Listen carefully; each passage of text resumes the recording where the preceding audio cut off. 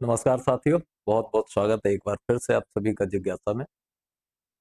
आशा है होली का पर्व आपका बहुत बढ़िया बीता होगा, बहुत अच्छे से गुजरा होगा, इस समय को आपने एंजॉय किया होगा। लेकिन इन 3 दिनों तक हमारा जो टीचिंग लर्निंग प्रोसेस था उसमें थोड़ा व्यवधान उत्पन्न हुआ। खैर कोई बात नहीं, जीवन में आनंद का जो भी मौका मिले उतना हमें उस मौके का फायदा उठा लेना चाहिए। आज हम फिर बैक अपने कार्यक्रम पे फिर फोकस करेंगे और सेकेंड चैप्टर में एक टॉपिक हमारा पढ़ने को बचा था। जैसा कि हेडिंग आप देख पा रहे हैं, आज मैंने अभी पीडीएफ नहीं लगाई है क्योंकि कुछ चीजें यहाँ पे स्पष्ट करनी है। अगर वो स्पष्ट नहीं होंगी तो थोड़ी दिक्कत रहेगी। हेडिंग लिखी हुई है competencies and learning outcomes in the context of language second. यानी हम लैंग्वेज सेकेंड के संबंध में, उसके परिप्रेक्ष्य में कॉम्पिटेंसीज देखेंगे। कॉम्पिटेंसीज को अगर सामान्य हिंदी में बात करें तो इनको कहेंगे दक्षताएं, और लर्निंग आउटकम्स के बारे में बात करेंगे।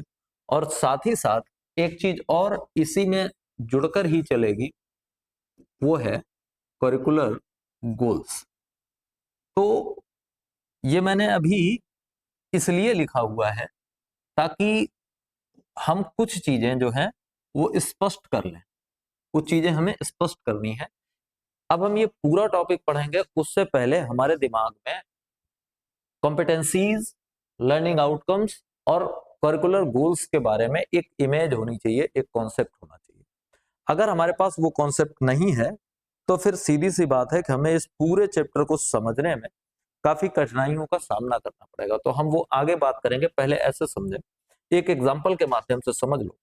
मान लिया कि आप जो है यहाँ खड़े हुए हैं और ये कुछ एरिया है उबड़ खाबड़ वीरान सा, और ये एक चोटी है। ये चोटी पर पहुंचना आपका टारगेट है। जरा इस चीज को बड़े गौर से समझ लीजिए। आप यहाँ हैं और इस चोटी पर पहुंचना आपका टोटल मिला करके टारगेट है। अब हम इस संबंध में, इस एग्जाम्पल के माध्यम से वो करिकुलर गोल्स क्या है, लर्निंग आउटकम्स क्या है और कंपेटेंसीज क्या है, इनके बारे में थोड़ा सीखेंगे। दरअसल ये जो हमारा पूरा टारगेट है, पूरा टारगेट यहां से लेकर के यहां तक पहुंचने का, तो ये हमारा करिकुलर गोल है। ठीक, हमारा गोल क्या है कि इस जगह पे हम हैं और यहां से यहां पहुंचना है। तो ये जो है ये हमारा टारगेट है, इसे हम कह सकते हैं ये है करिकुलर गोल। ये ठीक है, ये जो हमारा टारगेट है वो क्या है, करिकुलर गोल है। अब बीच बीच में ये बंदा यहां से चढ़ेगा, इस जगह पे पहुंचेगा, फिर यहां से उतरेगा, यहां आएगा, फिर यहां से चढ़ेगा। इन सब कार्यों में उसे बार बार तरह तरह की समस्याओं का, कठिनाइयों का सामना करना पड़ेगा। जब ये बंदा यहां तक पहुंच जाएगा तो वो इस बात को लेकर के दक्ष हो जाएगा, इस बात को लेकर के वो क्लियर हो जाएगा कि यहाँ पे कैसे करके चला जाता है, आगे की ओर झुकना पड़ेगा कि पीछे की ओर झुकना पड़ेगा। फिर यहां से जब वो उतरेगा तो उसे उतरने की कला भी समझ में आ जाएगी कि कैसे करके सही से उतरा जाता है।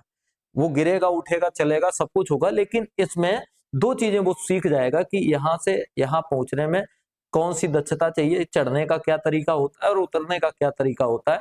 यहाँ पे उसने दो चीजें सीखी। तो ये जो छोटी छोटी दो चीजें उसने सीखी, इस छोटी पहाड़ी पे चढ़ना और इस छोटी पहाड़ी से उतरना, ये उसके लिए क्या है, ये कॉम्पिटेंसी, यही उसकी छोटी छोटी दक्षताएं हैं। ठीक है, तो करिकुलर गोल क्या है, करिकुलर गोल जो है वो हमारा एक पूरा फिक्स्ड टारगेट होता है। उसके बीच में थोड़ी थोड़ी सी जो स्किल्स हम सीखते हुए चलते हैं, ये स्किल्स क्या है, ये स्किल्स कॉम्पिटेंसीज। ये एग्जाम्पल आपको इंश्योर कर देगा कि आप आगे का पार्ट समझ पाएंगे प्रॉपरली। अब बात में आएगा कि लर्निंग आउटकम्स क्या है। लर्निंग आउटकम्स को आप ऐसे समझिए कि बंदा यहां से चढ़ना शुरू करेगा, चलना शुरू करेगा, तो रास्ते भर वो कुछ ना कुछ सीखता हुआ चलेगा। एट लास्ट जब वो टारगेट प्राप्त कर लेगा, अचीवमेंट उसको मिल जाएगी, वहां पर ये पता लगाना कि उसने इस पूरी यात्रा में क्या क्या सीखा है, उसकी लर्निंग क्या है, पूरी यात्रा में वो क्या क्या सीखा। चढ़ना सीखा, उतरना सीखा, फिसलन से कैसे बचा जाए ये सीखा, हाथों को जब वो यूज कर रहा है किसी चीज को पकड़ने के लिए तो हाथों को कैसे पकड़ा जाएगा, ये एक एक करके उसने स्किल्स सीखी हैं। ये दक्षताएं हैं उसकी, और एट लास्ट उन सबका जो समूह है वो लर्निंग आउटकम, टारगेट प्राप्त होने के बाद। और करिकुलर गोल क्या है? करिकुलर गोल है एक टारगेट। तो इतना याद रखिए, इसमें सबसे बड़ी चीज क्या है?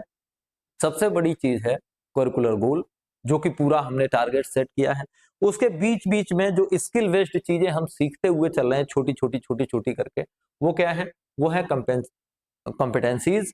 और जो टोटल लर्निंग होगी हमारी एट लास्ट, इस पूरे प्रोजेक्ट के लास्ट में जो हमारी टोटल लर्निंग होगी, वो कहलाएगा हमारा लर्निंग आउटकम। दरअसल इतना ही आपको इस पूरे में समझाना था। केवल इतना ही अगर आपके दिमाग में बैठ जाता है तो समझिए ये वाला सेगमेंट आपका कंप्लीट हो गया। हालांकि इतना समझाने के बाद मैं इसको यहीं पे नहीं रोकूंगा, मैं आपको प्रॉपरली जैसे हम लोग पाठ पढ़ते आ रहे हैं अभी तक, बिल्कुल उस तरह से हमारा आगे का प्रोसेस चलेगा। तो अब हम वापस अपना पीडीएफ पे आ जाते हैं और एक एक करके उन सारी चीजों को देख लेते हैं। अब हम वहां आ गए, competencies and learning outcomes in the context of language second. Language second के कॉन्टेक्स्ट में दक्षताएं क्या है और लर्निंग आउटकम्स क्या है उसके बारे में पढ़ें। देखिए, competencies are the fundamental knowledge and abilities that learners must acquire at every level of their education। अब वही पर्वत वाली बात अपने दिमाग में फिर बैठाइए। यहाँ पे ये बताया गया है कि सीखने वाला अपने टीचिंग लर्निंग प्रोसेस में, सीखने के प्रोसेस में जो जानकारियां और जो योग्यताएं, जो जानकारियां और जो योग्यताएं एक्वायर करता है, प्राप्त करता है, उसको हम कहते हैं कॉम्पिटेंसीज। फंडामेंटल मतलब आधारभूत, फंडामेंटल मतलब आधारभूत, जो बेसिक सी नॉलेज वो प्राप्त करता है और जो बेसिक सी एबिलिटीज डेवलप करता है, जो स्किल्स डेवलप करता है, वो कहां पे? बीच बीच में, प्रत्येक लेवल पे, अपने एजुकेशन के प्रत्येक लेवल पे, उन्हें हम कॉम्पिटेंसीज बोलते हैं, दक्षताएं बोलते हैं। ठीक है, जैसे उस व्यक्ति ने क्या किया, पर्वत पे पहाड़ को, पत्थर को कैसे पकड़ना है, कैसे होल्ड करना है, आगे झुकना है कि पीछे झुकना है, ये नॉलेज उसको हो गई, ये एबिलिटी उसके अंदर आ गई, तो ये क्या है उसके लिए? कॉम्पिटेंसीज है। They assist facilitator in determining if learners are fulfilling the desired curriculum objectives. अब ये कॉम्पिटेंसीज क्या करती हैं? कॉम्पिटेंसीज ये करती हैं कि जो सिखाने वाला है, जो पढ़ाने वाला व्यक्ति है, वह अगर ये देख के चलता है कि पढ़ने वाले में कौन कौन सी दक्षताएं आ रही हैं, अगर सही दक्षताएं आ रही हैं तो वह ये समझ सकता है कि वह सही दिशा में अपना काम कर रहा है।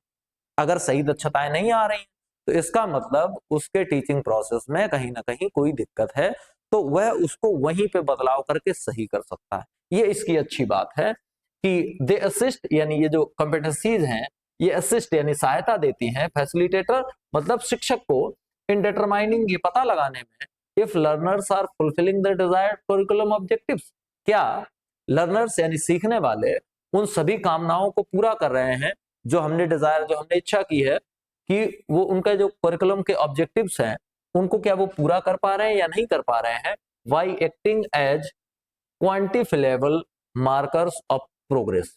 और इससे मापने योग्य ये जो स्किल्स हैं वो कैसी होंगी? ये मापने योग्य होंगी, मतलब इनको पता लगाया जा सकता है कि इसमें कहां तक ये पहुंचे हैं। इस तरह से वो पता लगा सकता है कि क्या हमारा बच्चा जिसको हम सिखा रहे हैं वो प्रॉपरली सीख रहा है या नहीं सीख रहा है। नहीं तो क्या होगा, हम चलते चले जाएंगे और हम सिलेबस अपना पूरा कर लेंगे, लेकिन हमें बीच में पता तो लगा ही नहीं कि वो कैसा सीख रहा था। जब हमने सिलेबस पूरा कर लिया, अब हम लर्निंग आउटकम्स को लेके आए और हमने ये जानना चाहा कि इसने क्या क्या सीखा, तो पता लगा कि उसमें दक्षताएं तो डेवलप ही नहीं हुई बहुत सारी, जो कि उसी समय हो जानी चाहिए थी। तो अगर उस समय, जिस समय हमने गलती की है, उसी समय हमें अगर उस गलती का पता लग जाता है तो उनको वहीं पे क्योर करने का, उनको वहीं पे सुधारने का हमें अच्छा अवसर मिल जाएगा, वो हम कर पाएंगे। These objectives are closely related to the skills. और ये जो ऑब्जेक्टिव्स होते हैं, जो उद्देश्य होते हैं हमारे कायम करिकुलम में, जो ऑब्जेक्टिव्स होते हैं, are closely related to the skills, यानी इन्हें हम क्या कह सकते हैं? स्किल्स कह सकते हैं, दक्षताएं कह सकते हैं, which add in the development of suitable evolutions। और ये एक एड की तरह काम करती है कायम में सुइटेबल एवोल्यूशंस के डेवलपमेंट में, उनके विकास में। रिलेवेंट लर्निंग एक्सपीरियंसेस, जो लर्निंग के एक्सपीरियंसेस हैं उनको बढ़ाती है। एंड इफिशिएंट टीचिंग मेथड्स, और बेहतरीन जो टीचिंग मेथड है उनको लागू करने में ये सहायक सिद्ध होती है। असल बात फिर समझो कि अगर हम बच्चे को उसकी लर्निंग के दौरान इवेल्युएट करते हुए चलेंगे, हम रोज का रोज ये जानने का प्रयत्न करते रहेंगे कि हमारा बच्चा कितना सीखा है, अगर ये हमें पता लगेगा कि उसकी स्किल्स में कितना बदलाव आ रहा है, तो हम उसके लिए अपना जो मेथड है टीचिंग का उसे हम इम्प्रोवाइज कर सकते हैं, बदल सकते हैं। अगर हमें लग रहा है कि कोई तकनीकी उसके साथ सटीकता से काम नहीं कर पा रही है तो हम उसको बदल लेंगे, चेंज कर लेंगे। अब हमने ये पता करने का अगर प्रयास ही नहीं किया कि ये कितना सीख रहा है तो हम अपने ढर्रे चले जा रहे हैं, वो अपने ढर्रे चला जा रहा है। कुल मिलाकर के जो फाइनल लर्निंग आउटकम्स जब हम निकालेंगे तो हमारी अचीवमेंट्स बहुत कम होंगी। तो एवेल्युएशन के लिए ये पहले से ही क्लियर किया गया कि भाई असेसमेंट जो आपके हैं वो चलते रहने चाहिए। आप बच्चे को ऑब्जर्व करते रहिए लगातार, किस रूप में, इन कंपेटेंसीज के रूप में, इनके रूप में आप करते रहिए। By emphasizing competencies facilitator can guarantee, अब इन पे जोर देके, काहे पे, कंपेटेंसीज पे जोर देके एक जो फैसिलिटेटर है, जो टीचर है, वो इस बात की गारंटी दे सकता है that every learner receives support through out there education path. उनका जो पढ़ाई का रास्ता है उसमें प्रत्येक लर्नर को सपोर्ट किया जा सके, जो अभी हम बात कर रहे थे। फोस्टरिंग बोथ एकेडमिक अचीवमेंट, चाहे वो फिर एकेडमिक अचीवमेंट हो या फिर ओवरऑल डेवलपमेंट हो बच्चे का। असल बात यह है कि अगर हमें बच्चों में समस्याएं पता लगेगी, अगर हमें ये पता लगेगा कि वो कितना सीख रहा है कितना नहीं सीख रहा है, तो हम उसके हिसाब से अपने टीचिंग मेथड को इम्प्रोवाइज कर सकते हैं। और जब हम अपने टीचिंग मेथड को इम्प्रोवाइज करेंगे तो हम बेहतर दे पाएंगे। जैसे आपकी क्लास का ही एक अच्छा सा उदाहरण ये है कि मैं जनरली आपसे ये कहता रहता हूं कि अगर आपको कहीं पे समस्या आ रही है या आपको लग रहा है कि नहीं सर ऐसे नहीं ऐसे करके होना चाहिए, तो मैं आपसे कहता हूं कि आप कमेंट कर दीजिए, मैं अगली क्लास में उन चीजों में बदलाव करने का प्रयास करूंगा। प्रयास में इसलिए करूंगा कि जिन लोगों को अभी थोड़ा कम समझ आ रहा है, अगर वो अपनी समस्या मेरे तक लाएंगे और मुझे बताएंगे तो मैं और थोड़ा बेहतर करने का प्रयास करूंगा। जैसे पिछली क्लास में किसी ने सुझाव दिया कि सर क्लास थोड़ी छोटी रखा करिए, इंट्रक्शन अच्छा होता है। किसी ने ये कहा कि बीच बीच में मीनिंग्स बताते चलिए, तो मैं मीनिंग भी बताने लगा हूं, अब चीजें और बेहतर हुई होंगी, सीधी सी बात है। तो जब हम जान पाएंगे बच्चे के बारे में, उसकी दक्षताओं को समझ पाएंगे, तो हम उसे और ज्यादा बेहतर दे पाएंगे। ये हमारा प्रयास रहेगा। आगे देखिए, competencies also refer to the learning outcomes, यानी कंपेटेंसीज जो है, दक्षताएं जो है, वो दरअसल हैं क्या, वो दरअसल लर्निंग आउटकम्स ही हैं। लेकिन जो बीच बीच में हम थोड़ा थोड़ा करके पता लगा रहे हैं उन्हें हम कंपेटेंसीज कह रहे हैं। लेकिन जो ओवरऑल हम जब लास्ट में एवेल्युएट करेंगे तो जो पता लगाएंगे हम, वो निकलेगा क्या, लर्निंग आउटकम, कि बच्चे ने टोटल कितना सीखा है। ठीक है, that learners are expected to achieve. और ये चीजें क्या है, ये दोनों ही चीजें क्या है कि सीखने वाले से ये एक्सपेक्ट किया जाता है, आशा की जाती है कि वो इसे अचीव करे, इसे वो प्राप्त करे। अचीव मतलब प्राप्त करना। ये आशा करते हैं कि वो इसे अचीव कर ले, प्राप्त कर ले, by the end of the particular stage. जो विशेष स्तर है उस स्तर तक पहुंचते पहुंचते बच्चा इन दक्षताओं को प्राप्त कर ले। अब आप उधर जाइए निपुण वाले में, तो निपुण वाले में दक्षताएं कुछ दी गई कि बच्चा क्या करने लगे कि 1 से 10 तक की जो गिनती है उनको ऑब्जेक्ट के साथ मैच कर ले कि ये 5 कंकड़ है तो उसको बता पाए 5 है। ये क्या है, ये एक स्किल है, एक दक्षता है, एक कंपेटेंसी है। ठीक, ये है कंपेटेंसी है, ये है। Each curricular goal is linked to specific competencies. और प्रत्येक करिकुलर गोल, जो पूरा रास्ता हमने बताया था, उस पूरे रास्ते में कंपेटेंसीज होती हैं, बहुत सारी दक्षताएं होती हैं, विच हेल्प टू इंश्योर, जो इस बात को इंश्योर करने में मदद करती हैं that all learners are provided with suitable learning experience, कि क्या प्रत्येक सीखने वाले को उचित लर्निंग एक्सपीरियंसेस मिल रहे हैं, प्रॉपर लर्निंग एक्सपीरियंसेस मिल रहे हैं या नहीं मिल रहे हैं, टू मीट दोज गोल्स, ताकि वह अपने उन लक्ष्यों को प्राप्त कर सके जो कि उससे प्राप्त करने की आशा की गई है। ठीक, कंपेटेंसीज क्या है, एक तरह की जांच पड़ताल है, एक तरह के गुण है। अगर वो डेवलप हो रहे हैं इसका मतलब बच्चा बेहतर सीख रहा है, अगर वो गुण डेवलप नहीं हो रहे हैं, वो स्किल्स डेवलप नहीं हो रही हैं, तो इसका मतलब कि हमारे टीचिंग लर्निंग प्रोसेस में उसके बीच में मटेरियल्स के आदान प्रदान पे या उनके यूज में कहीं ना कहीं कोई ना कोई गलती हो रही है, या जिन मेथड्स का हम उपयोग कर रहे हैं वो मेथड्स उस किसी स्पेशल बच्चे के लिए कारगर साबित नहीं हो रहा है, तो हम उसके लिए अपने उन मेथड्स को थोड़ा परिवर्तित करने का प्रयास करें या चेंज करने का प्रयास करें। व्हेन अ लर्नर डेमोन्स्ट्रेट्स अ कंपेटेंसी, जब एक लर्नर दिखाता है कोई कंपेटेंसी, इट इंडिकेट्स, तो ये इशारा करता है that they are making meaningful progress.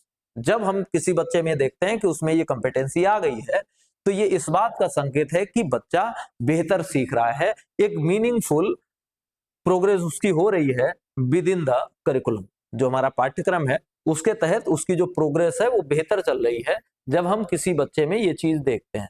तो दरअसल है क्या, जरा इसको देखो, इस चीज को थोड़ा समझ लीजिए, ये आपको आंसर राइटिंग में थोड़ा हेल्प करेगी।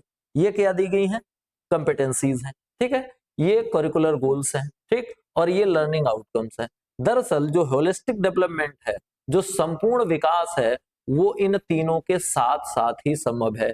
जब इसमें तीनों का अपना अपना योगदान होगा तभी एक होलिस्टिक डेवलपमेंट हो सकता है। किसी बच्चे का पूर्ण विकास केवल तभी संभव है, ठीक है। अब देखो, curricular goals and competencies are closely related. तो जो कंपेटेंसीज हैं और जो करिकुलर गोल्स हैं, दोनों ही बहुत घनिष्ठता के साथ एक दूसरे से रिलेटेड हैं, जुड़े हुए हैं, but they perform distinct purpose. लेकिन ये अपने अपने विशिष्ट उद्देश्यों के तहत आते हैं, दोनों अपने अपने विशिष्ट उद्देश्यों के लिए काम करते हैं। इन द एजुकेशनल प्रोसेस, हमारा जो शैक्षिक प्रोसेस है उसमें ये विशिष्ट कार्य करते हैं। The curricular goals are broad and long term. महत्वपूर्ण बात है, पढ़ते जब आप आंसर राइटिंग करेंगे तो ये बात लिखेंगे तो थोड़ा आपकी बात पे वजन बढ़ेगा, ठीक है। करिकुलर गोल्स क्या है, लंबे हैं, जैसे हमने बताया था कि पूरा फिक्स टारगेट, शुरुआत से कई पहाड़ियां चढ़ के और एक ऊंची पहाड़ी तक पहुंचना, ये पूरा का पूरा क्या है, ये पूरा का पूरा है curricular goals.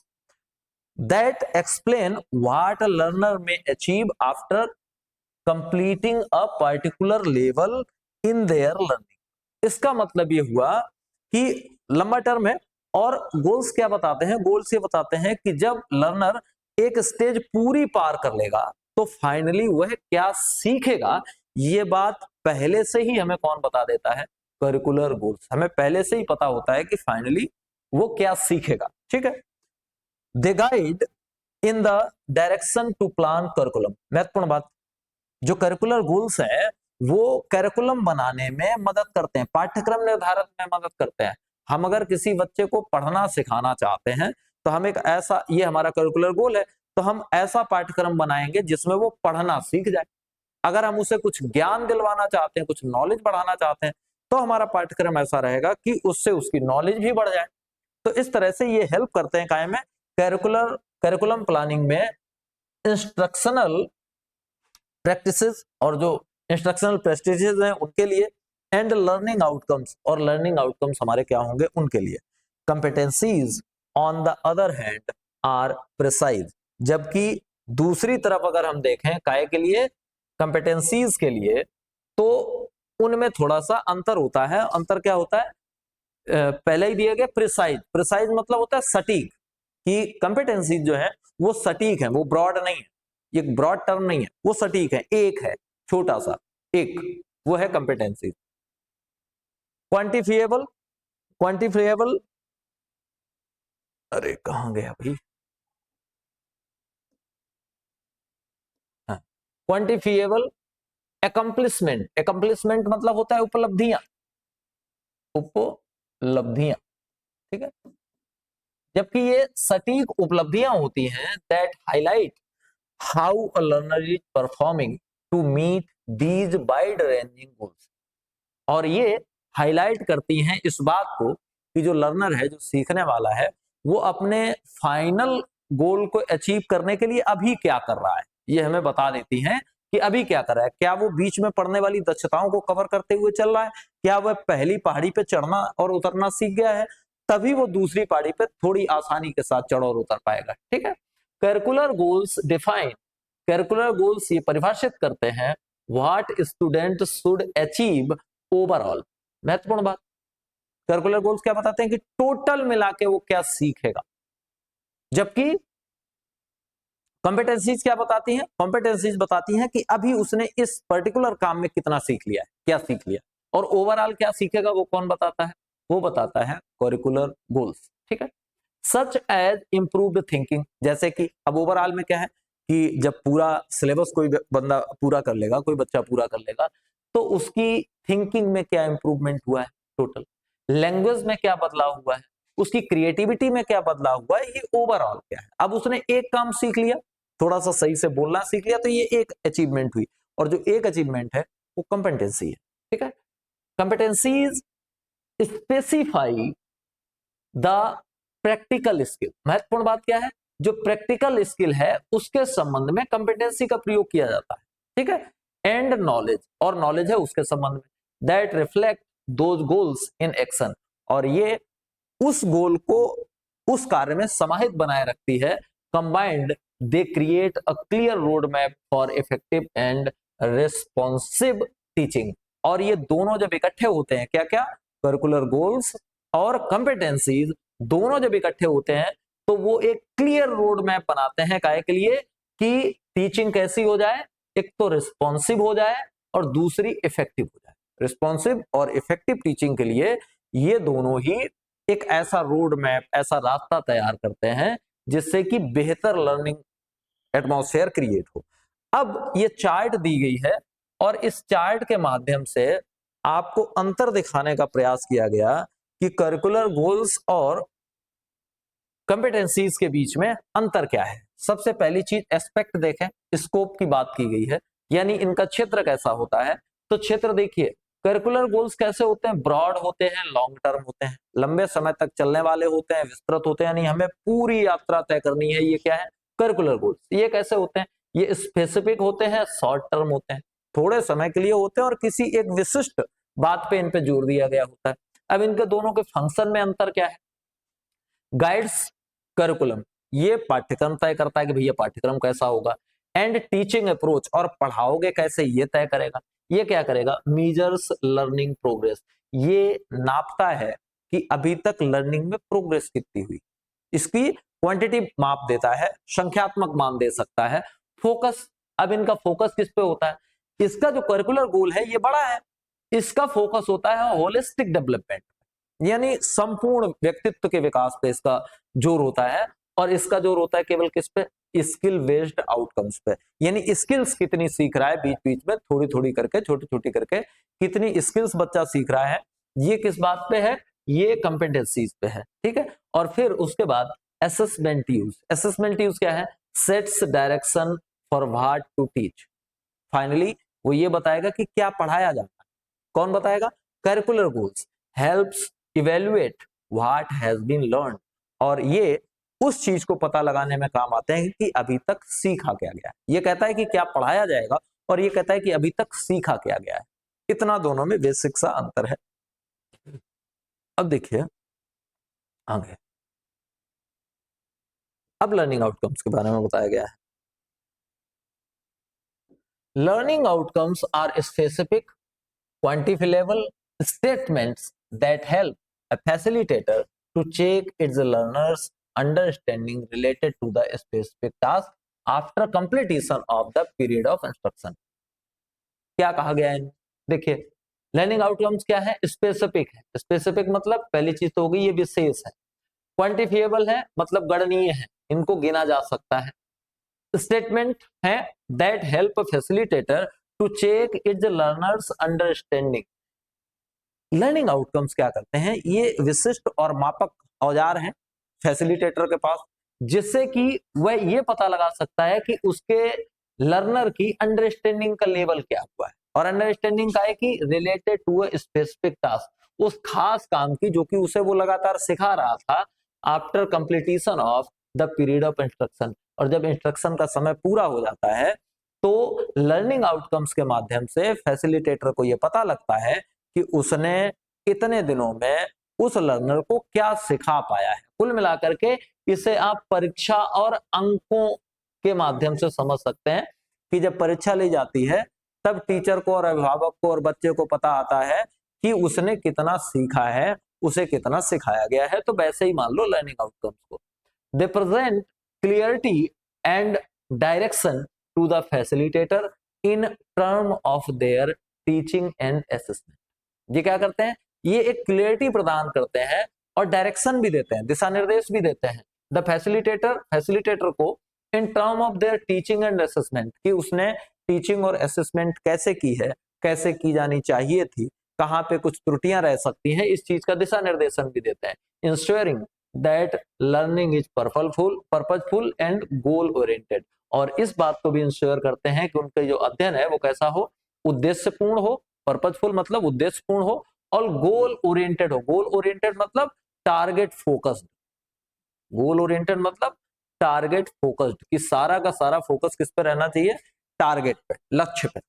Unlike broad educational AIIMS, विस्तृत शैक्षिक उद्देश्यों के अतिरिक्त लर्निंग आउटकम्स आर प्रिसाइज। ये कैसे होते हैं, लर्निंग आउटकम्स जो होते हैं वो सटीक होते हैं, ब्रॉड नहीं होते हैं, एंड मीजरेबल और मापनीय होते हैं, इनको मापा जा सकता है, इन नेचर इनकी प्रकृति में, हेल्पिंग फैसिलिटेटर और जो कि टीचर को मदद देते हैं इन लेसन प्लानिंग, काय में, लेसन प्लान करने में। अब अगर उसने जान लिया कि हमारा बच्चा कितना सीख रहा है इस विधि से, कैसा सीख रहा है, तो वो अगले दिन के लिए अपना जो लेसन प्लान करेगा कि अगले दिन वह बच्चे को किस तरह से पढ़ाएगा, तो वो प्रॉपरली लेसन प्लान कर सकता है, बड़े सही से लेसन प्लान कर सकता है। Executing and checking the progress, execute कर सकता है, प्रोग्रेस को चेक कर सकता है, that a learner has accomplished eight the and, जो कि अंत तक किसी लर्नर ने प्राप्त की है।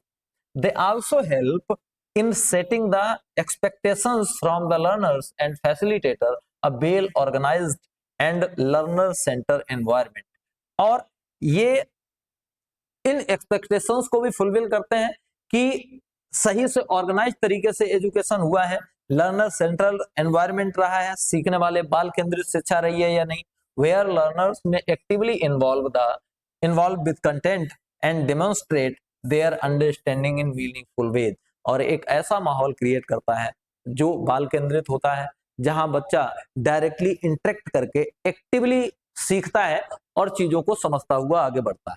ठीक है, आगे देखिए, भी और है, देखो यहां से देखो, इन the context of second language learning. अब हम आगे कहां पे, हमने आउटकम्स की बात कर ली, कंपेटेंसीज की बात कर ली, हमने करिकुलर गोल्स की बात कर दी।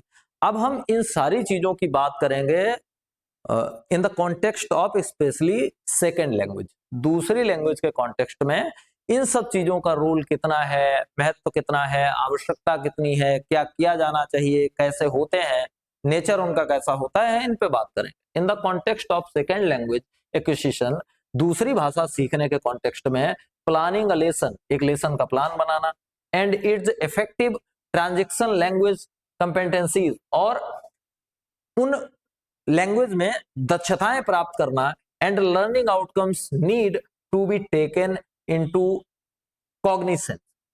कहने का तात्पर्य यह है कि जब ऐसी स्थिति होती है तो यह देखा जाता है कि जो कंपेटेंसीज हैं, जो स्किल्स हैं, क्या वो आ रही हैं, आउटकम्स मिल रहे हैं, क्या सृजनात्मकता की स्थिति बन रही है या नहीं बन रही है, ये देखने का प्रयास किया जाता है व्हाइल प्लानिंग अ लेसन। जबकि एक लेसन को प्लान करते समय इफेक्टिवली यानी प्रभावी रूप से ए फैसिलिटेटर मस्ट लुक, एक शिक्षक को ये देखना चाहिए द कंपेटेंसीज की दक्षताएं and the learning outcomes associated with it, कि क्या दक्षताएं और लर्निंग आउटकम्स इसके साथ जुड़े हुए हैं।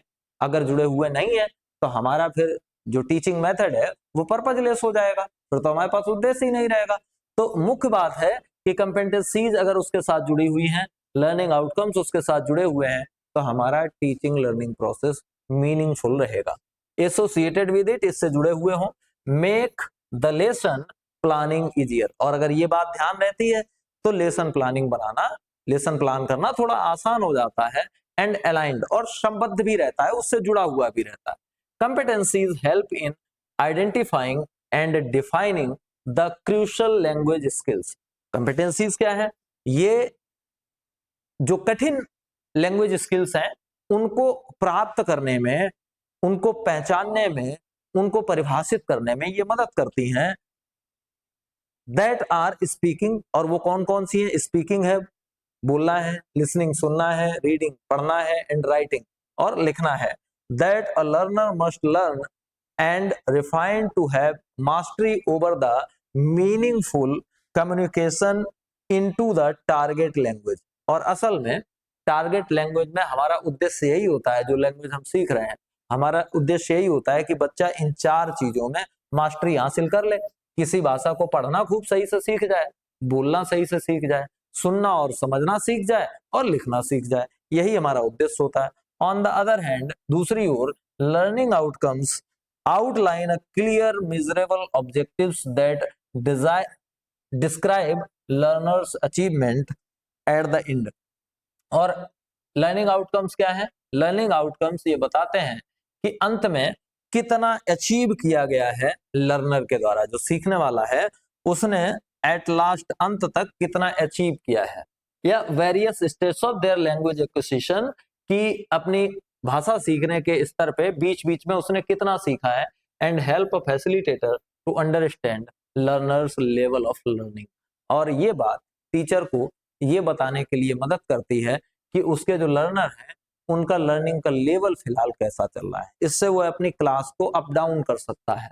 दिस प्रोवाइड्स क्लियरिटी, ये क्लियरिटी प्रदान करता है टू द फैसिलिटेटर, फैसिलिटेटर को, that how much the learner knows, कि सीखने वाला कितना जानता है, एंड अंडरस्टैंड कितना समझता है, and to incorporate those instructions, और उन इंस्ट्रक्शंस का प्रयोग करके, एंड कॉन्सेप्ट्स, और उन कॉन्सेप्ट्स का प्रयोग करके, इन द लेसन प्लान, जो कि लेसन प्लान में डाले गए हैं, which the learner is found to be struggling with together.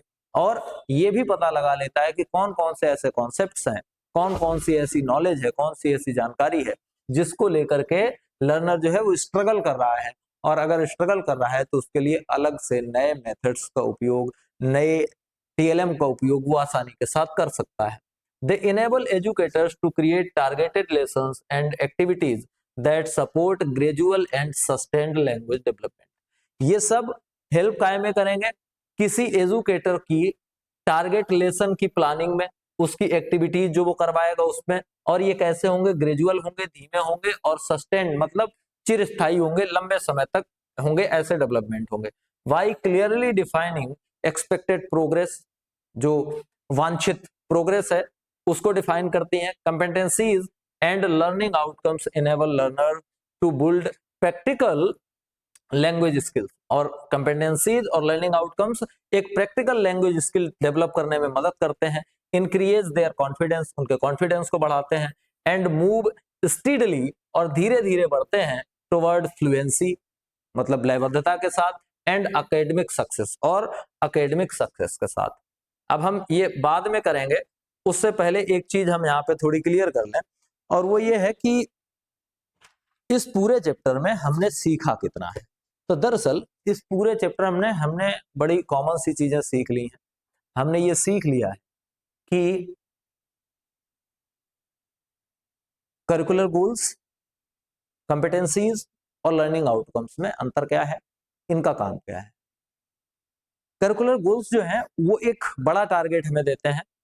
अब वो हमें ये मदद करते हैं कि इस बड़े टारगेट को हासिल करने के लिए हमें कौन कौन सी चीजों की जरूरत पड़ेगी, हमें क्या लोटा बाल्टी ये सब लेके जाना पड़ेगा, क्या करना पड़ेगा, यानी पाठ्यक्रम तैयार करवाते हैं।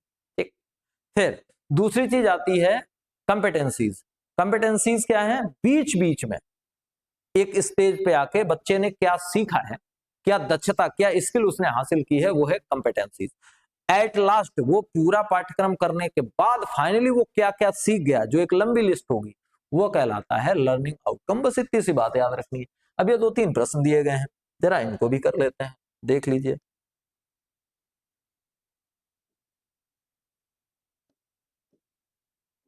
हाँ। अरे